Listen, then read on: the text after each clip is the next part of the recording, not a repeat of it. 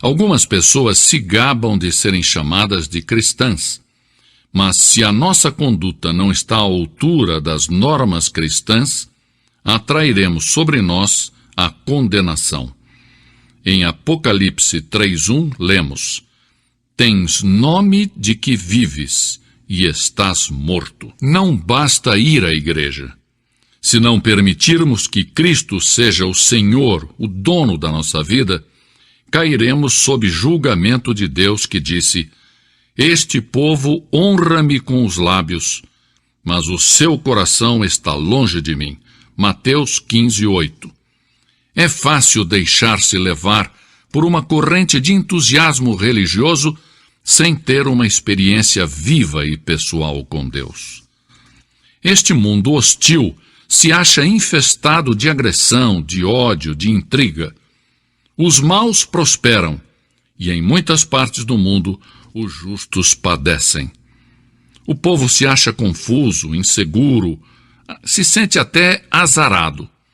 Talvez nunca houve tanta prosperidade econômica acompanhada de tanta infelicidade, falta de autodomínio, rebelião. O mundo está louco e clama pedindo a paz e a verdade. Deus derramou sobre um povo todo tipo de bênçãos, mas esse povo havia perdido a saúde espiritual. No meio desse povo se levantou o profeta Abacuque e clamou: Aviva, ó Senhor, a tua obra no meio dos anos. Abacuque 3:2. Talvez você pergunte: mas como obter a renovação e o despertamento? Que passos tenho que seguir para alcançá-lo? Primeiro, você deve fazer uma oração fervorosa. A Bíblia diz: se o meu povo, que se chama pelo meu nome, se humilhar e orar e buscar a minha face, e se desviar dos seus maus caminhos, então, diz o Senhor, eu ouvirei dos céus, perdoarei os seus pecados e sararei a sua terra. Segundo Crônicas 7:14. Deve haver um anseio profundo de avivamento, não um simples balbuciar de palavras ou palavreado religioso. É preciso que haja oração intensa e fervorosa. A Bíblia diz: a súplica de um justo pode muito nos seus efeitos. Tiago 5:16. Que a sua alma esteja em agonia, que corram as lágrimas, que o seu coração se angustie pelos perdidos. A palavra de Deus diz: aquele que sai chorando, levando a semente para semear, voltará com cânticos de júbilo, trazendo consigo os seus molhos. Salmos 126:6. Segundo, nós temos que abandonar os nossos pecados. A Bíblia é clara: deixe o ímpio o seu caminho e o homem maligno os seus pensamentos. Volte-se ao Senhor. Isaías 55:7. Mas antes de começar o avivamento, tem que cessar entre os crentes as disputas, prejuízos, má vontade, inveja, ciúmes, amargura, crentes criticando uns aos outros. Porque o mundo se acha perdido perante tantas discórdias, lutas e intolerância entre aqueles que dizem pertencer a Cristo.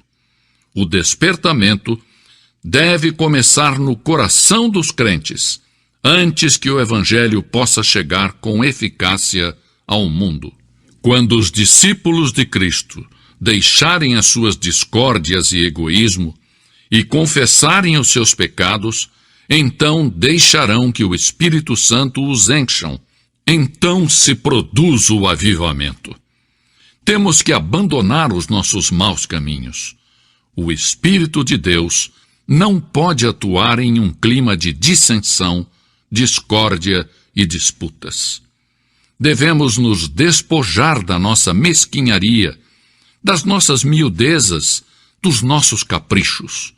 O inimigo das nossas almas tem debilitado a eficácia da igreja porque temos nos especializado em controvérsias, em dissensões, e não temos andado chorando e levando a semente preciosa.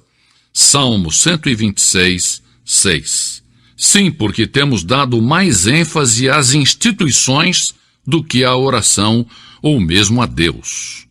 Que o Senhor nos perdoe e nos ajude a nos livrarmos de hábitos perversos e mesquinhos.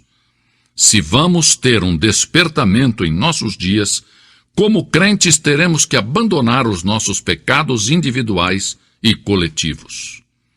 Em terceiro lugar, Deus tem que ser real para nós. A Bíblia diz: se o meu povo buscar a minha face, eu o ouvirei do céu. Porque em um mundo cheio de materialismo grosseiro, nós também temos tentado reduzir Deus ao nosso próprio tamanho. O nosso Deus parece ter se transformado em demasiadamente pequenino, e somos culpados de idolatria intelectual. Temos fabricado em nossa mente um Deus que não é o Deus revelado na Bíblia. Muitas vezes associamos a experiência cristã genuína, vital e pessoal a pessoas altamente emotivas. Muitos chegam a dizer: é bom ir à igreja, viver uma vida decente, sim, mas eu não estou disposto a ser fanático. Consideram que a fé cristã é uma mania, algo demente. O cristianismo tem alguma importância? Sim, o cristianismo tem suprema importância. É algo importante? Sim, é tudo. Sem a fé cristã, não vale a pena. É vital. Você pode conhecer a Deus. Milhares de cristãos afirmam com certeza: eu sei que já passei da morte para a vida. 1 João 3,14. Eu sei em quem tenho crido. 2 Timóteo 1,12. Lemos em João 7,17: se alguém quiser fazer a vontade de Deus, há de saber se a doutrina é dele. Precisamos de um reavivamento da fé cristã, da experiência cristã, do andar com Deus. Deus tem dito: se o meu povo buscar a minha face. Se de novo descobrirmos que Ele é santo, justo, real, absoluto e pessoal, e que é um Deus de amor e de misericórdia, esta realidade será transferida ao mundo e o avivamento então virá. Assim tem sucedido em toda a história, e sucederá outra vez. Não devemos colocar a fé cristã em dúvida falando de Cristo sem conhecê-lo. Não vamos fechar a porta da igreja com a chave da inconsistência, impedindo que os perdidos venham a Cristo. Não devemos impedir o avivamento com a nossa falta de fé e de oração. Não percamos a vitória espiritual permitindo que o pecado nos mantenha presos. Busquemos a face de Deus e abandonemos os nossos maus caminhos, e então ouviremos a voz do céu. A igreja tem a chave do avivamento. Está ao alcance de nossas mãos. Nós vamos aceitar o desafio? Teremos coragem de pagar o preço? As reservas do céu são suficientes para saciar o mundo que perece de fome e fome espiritual? Não devemos oferecer desculpas. Agora uma pergunta direta. Você já aceitou a Cristo como seu Salvador? Se não, se você for sincero, reconhecerá que no profundo do seu coração há um vazio. Seu coração anseia por paz, gozo e perdão. Há um vazio que o mundo não pode satisfazer. No centro da história, em um caminho da Palestina, se plantou uma cruz. A cruz de Cristo, o Filho de Deus.